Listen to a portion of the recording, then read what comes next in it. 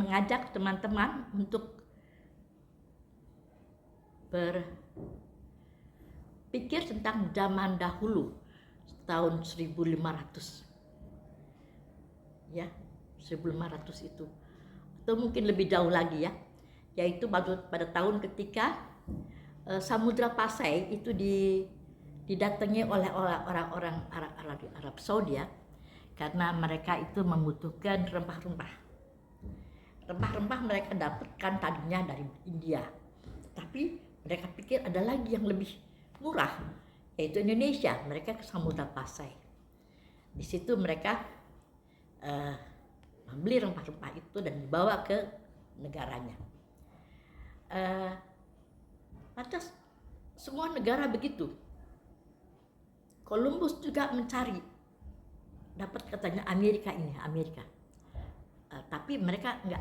Amerika negara tanah harapan, benua harapan, bukan itu. Mereka maunya rempah-rempah. Mereka datang ke Indonesia. Columbus itu orang Portugal kan. Dia dapat Portugalnya itu di Ternate, Tidore ya. Itu banyak orang Portugal ya. Timur ya. Nah, mereka membeli rempah-rempah di situ. Selain dari itu Inggris datang ke Indonesia juga. Belanda terutama dia beli dari kita Indonesia. Rempah-rempah dia beli. Fair juga sih, enggak tidak fair, dia beli baik-baik.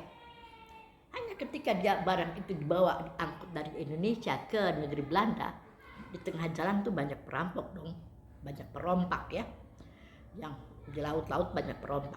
Jadi mereka membutuhkan tentara. Dia ambil tentara Belanda untuk menjaga barang dagangannya. Yang Belanda itu VOC, Verenigde Oost-Indische Company, perusahaan, bukan perusahaan Belanda. Itu perusahaan Hindia Belanda, Oost-Indische ya.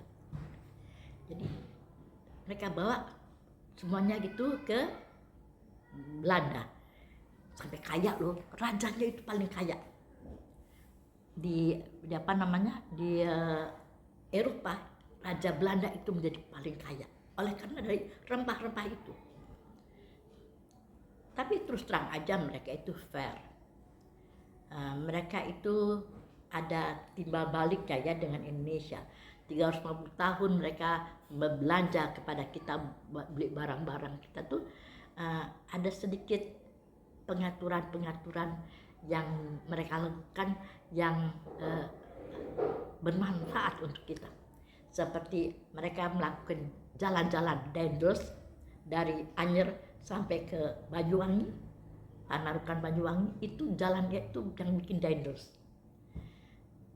Dia bilang ini adalah jalan yang cukup keras untuk dilalui kendaraan. Dia yang bikin. Kemudian dia juga membuat banyak jembatan, membuat banyak jalan-jalan. Selain itu juga membuat juga pintu-pintu air, ya. Jadi Katulampa itu bikinan mereka. Walahar, pintu air di Karawang, bikinan mereka juga. Ada lagi pintu air di Salam Dharma itu ya. Di Salam Dharma itu kira-kira yang mau masuk ke Cimanuk, Kota Indramayu, itu juga ada pintu air yang cukup besar. Itu adalah hasil pemikiran pekerjaan dari Belanda. Jadi dia betul-betul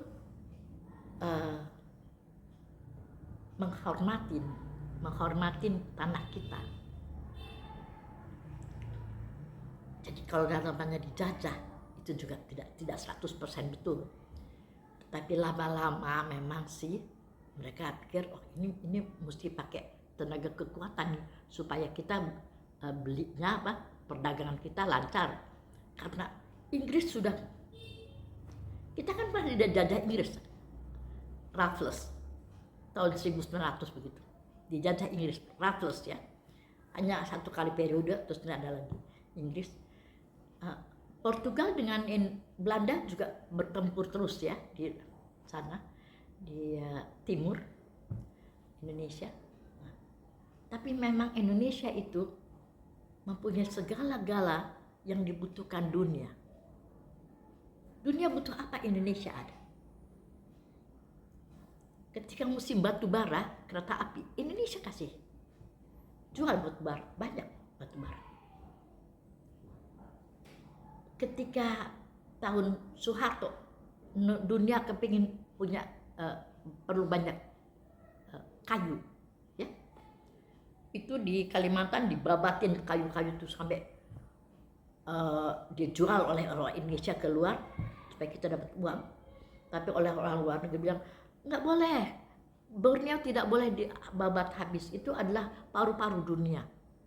Terus kalau kita perlu uang dari mana? Kita bilang kalau kita babat juga kita tanam juga kok, gitu ya. Kita babat misalnya kita tanam juga, gitu. Jawaban dari Soeharto. Tetapi tetap mereka itu sebetulnya butuh semuanya. Kayu mereka butuh, batu bara mereka butuh, minyak gas juga mereka butuh. Caranya ada, kita seakan-akan memberikan, tidak keuntungan di kita itu sedikit. Amerika dia tidak mengkup daerah salah satu pun di Indonesia.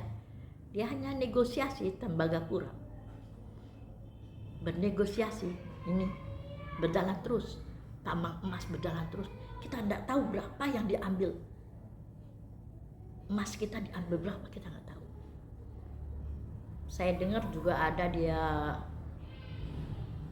Sukabumi juga ada perusahaan Korea yang ambil emas juga sana. Juga saya ada juga dengar dia yang rame itu diperbincangkan juga tambang emas. Jadi Indonesia itu punya segala macam. Ketika seorang teman saya, orang Filipina, datang ke Indonesia, menikah dengan orang Indonesia, dia bilang, kamu tahu nggak, saya lewat pakai helikopter, lewat di atas Sulawesi, itu gunung-gunungnya itu bersinar, tahu? Itu kalau nggak emas, perak. Sedangkan kita nih sekarang punya satu bahan untuk baterai, nikel. Kita punya itu diincar sama sekali, nikel itu, karena itu bahan baterai. Jadi kalau nggak bisa jalan tuh namanya mobil listrik. Kita ada. Jadi bisa dibayangkan betapa kayanya kita Indonesia. Tapi kita memang orangnya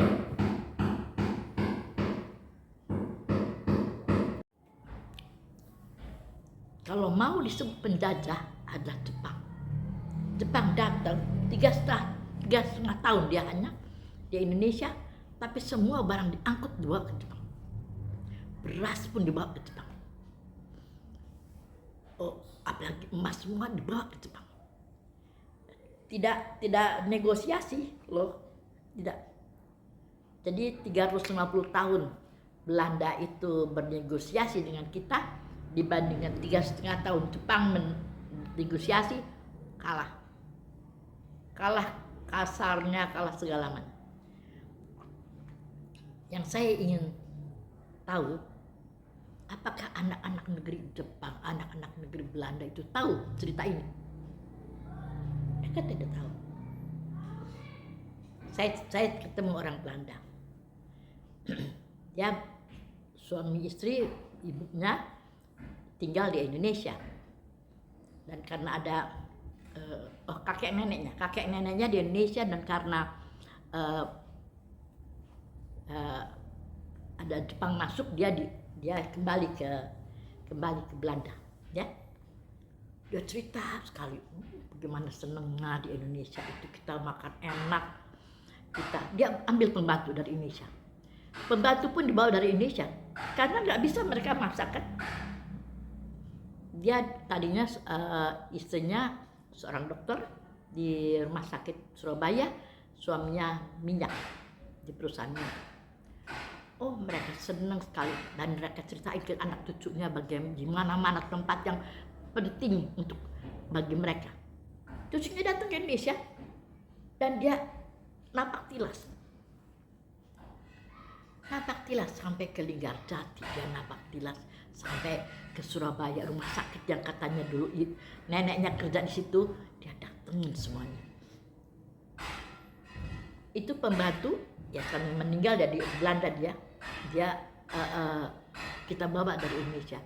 Jadi saya sekarang bertanya nenek cucunya ya, saya sekarang kalau makanan pecel atau apa sih sudah biasa, karena saya makanan Indonesia katanya.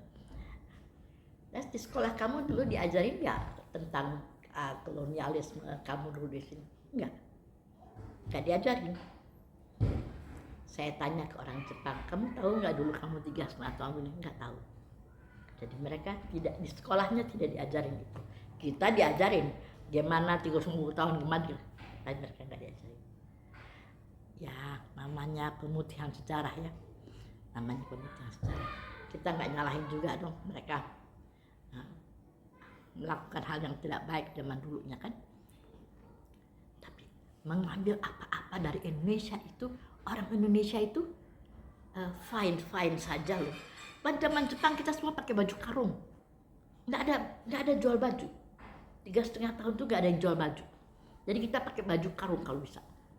Ya, ibu saya pernah bilang saya udah pakai baju karung. Jadi saking nggak ada baju lagi. Semua dibawa ke Jepang. Atas bagaimana ceritanya kalau kita bisa survive? Bagaimana ceritanya kita kok bisa menang? Ya? Kalau saya bilang itu Tuhan yang punya cerita. Tiba-tiba Belanda itu dihentikan gerakannya oleh pemerintah, oleh invasi Jepang ya.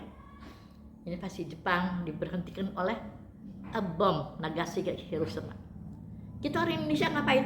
Nggak ngapa-ngapain. Saya nggak bilang bahwa kita nggak ngapa-ngapain, tanda kutip ya. Tapi kemerdekaan itu dia boleh dikatakan secara bagaimana kita dapat kemerdekaan. Sebegitu banyak kita yang berkorban ya, berjuang ya, Cut Nyak Dien, semua berjuang, nggak berhasil. Yang menghasilkan itu Tuhan. Tuhan bilang, kamu cukup, Belanda cukup, datanglah Jepang. Jepang kamu terlalu dibom Nagasaki Hiroshima. Jadi kalau saya ambil garis besarnya, Tuhan melindungi kita loh. Ya, Tuhan melindungi kita. Bagaimanapun sekarang kita dia dalam keadaan kritis bagaimanapun, Tuhan melindungi kita. Percayalah, asal kita berdoa aja ya. Jadi banyak berdoa. Semoga keadaan Indonesia, ya berapa kali coba, kita pernah ada G30 SPKI kan? Dia dilindungi sama Allah. Caranya gini caranya. Jadi memang semua itu kita mesti berdoa banyak ya. Orang Indonesia itu melihat orang Belanda tidak ada yang benci. Melihat orang Jepang tidak ada yang sakit hati. Melihat orang-orang Amerika yang ngambil emas kita juga nggak benci. Hati kita halus, penuh perasaan, kita senyum terus. Walaupun kita nggak punya uang, katanya mereka loh, orang Indonesia itu senyum aja. Jadi saya pikir Tuhan yang memberikan kita kenyamanan yang terakhir ya. Terima kasih. Kalau saya salah,